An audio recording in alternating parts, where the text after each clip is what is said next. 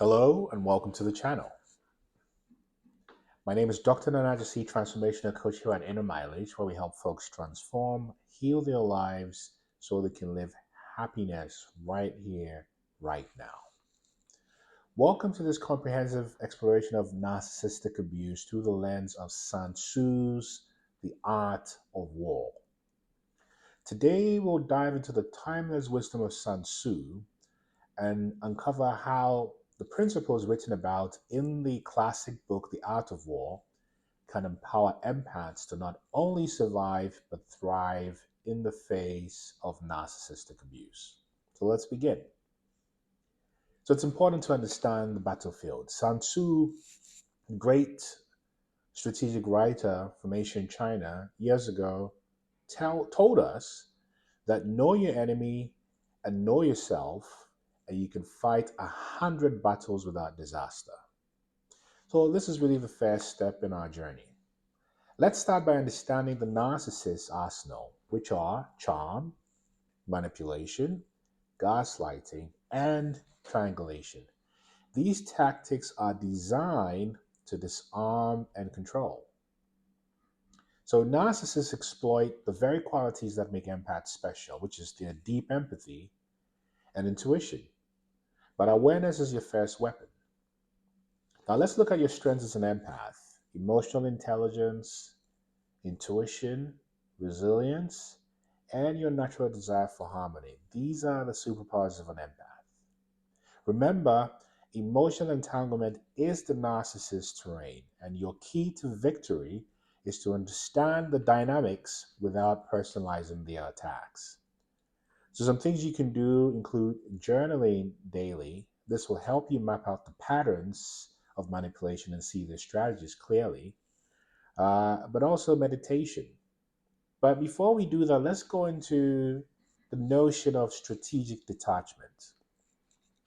So in Sun Tzu's wisdom, one of the things that was said in the Art of War is the greatest victory is that which requires no battle. The greatest victory is that requires no battle. In other words, strategic detachment is about winning without engaging in the games of the narcissist. For example, the gray rock strategy about being neutral. Now, this gray rock technique is one of the most effective ways to starve a narcissist of the attention they crave. Minimal reaction, that's the key. And this is suggested in various academic journals by leading thinkers and psychologists and psychotherapists and coaches on this topic. Another strategy to neutralize the narcissist when it comes to strategic detachment is the no contact rule. In fact, it's a decisive step towards reclaiming your peace. If no contact isn't an option, then use controlled engagement, set firm boundaries, and stick to them. So what you could do is try practicing neutrality with a friend and see how it works. But this is really the key in getting a narcissist to, many ways, realize that the tactics they have don't work with you, particularly when you are in the face of strategic detachment. Now, here we're going to talk a little bit about deception. The deception as it relates to warfare, not deception as a way of living. Because Sun Tzu very wisely stated that all warfare is based on deception. Not some, but all warfare is based on deception. In other words, the narcissists are masters of deception. So they use tactics like future faking, breadcrumbing, and love bombing to keep you in their web. Future faking is lying about a wonderful future which will never be, or breadcrumbing, leaving you little nuggets that allude to a greater promise which will never be, and love bombing, which is showering you with uncontrolled affection just to get you to lower your guard. All of these are exaggerated gestures and false apologies to get you trapped in their wax, if you may. But you can counter their deception with your own strategies. For example, you can act or pretend to engage while covertly planning your exit. mirror their behavior to neutralize their aggression. And it's important to picture yourself as calmly disengaging from the narcissist's attempts to provoke you. Visualize a shield of emotional resilience protecting you. And remember, ethical deception is about protecting yourself, not harming others like the narcissist does. It's a form of psychological fortification. So then, how do you seize the high ground, as Sun Tzu often said? Well, Sun Tzu's advice was pretty clear, which is take the high ground and make it inaccessible to the enemy. Take the high ground and make it inaccessible to the enemy. What this means is, in a practical way, prioritizing your own personal growth and ascension, as well as your self care, and building a support network of trusted allies, friends, families, coaches, and or therapists, and ultimately gain the financial independence necessary to remove monetary control if that's the dynamic that you're in. And I've seen this with many clients. You must realize that in warfare, as proposed by Sun Tzu, defensive maneuvers are also equally important. Document everything, especially in the legal and professional context, and always keep your cool during confrontations because a narcissist exploits any kind of supply that is based on a triggering event from them. So your best bet is to remain detached and composed.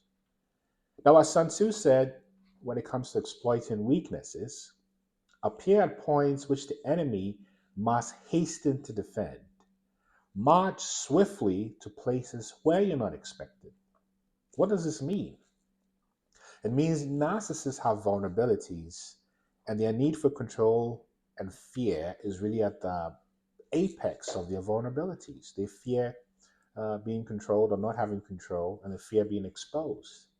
So it's important to use time into your advantage where you implement boundaries when the narcissist least expected, and you exit during moments of distraction, again, when the narcissist least expected. Also, authenticity and truth can disrupt the narrative of the narcissist, particularly when you use your empathic strengths as a strategic weapon. And this brings us to the point, a really key point, that is about winning without fighting. Winning without fighting. So, as Sun Tzu proposed, the skillful fighter puts himself, themselves, or herself beyond the possibility of defeat. The skillful fighter puts himself, themselves, or herself beyond the possibility of defeat. And this is really about healing and transforming yourself.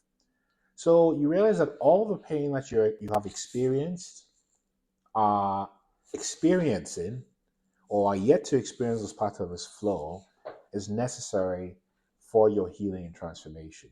It is out of pain that power emerges. And this pain is a real catalyst for deep, deep self discovery, deep self analysis, and a deep relationship with yourself that didn't exist before. Because what the narcissist has come to show you is that you do not love yourself enough. You do not measure yourself in the right quantities enough. You do not have the right view of your own self worth. And thus, you sold yourself short to the narcissist. Remember, this is about self appreciation and self love, not self aggrandizement. And once you connect to this notion that you are enough, that you are wonderfully made as you are, and you don't need to qualify for love because love is just a given, you are on the path to ultimately defeating the narcissist. Because as you raise your vibration to this higher vibe of love and healing and enlightenment and awakening, the narcissist falls out of range because the narcissist lives in the world of frustration and anger and hate, and therefore cannot ascend to the place where you are.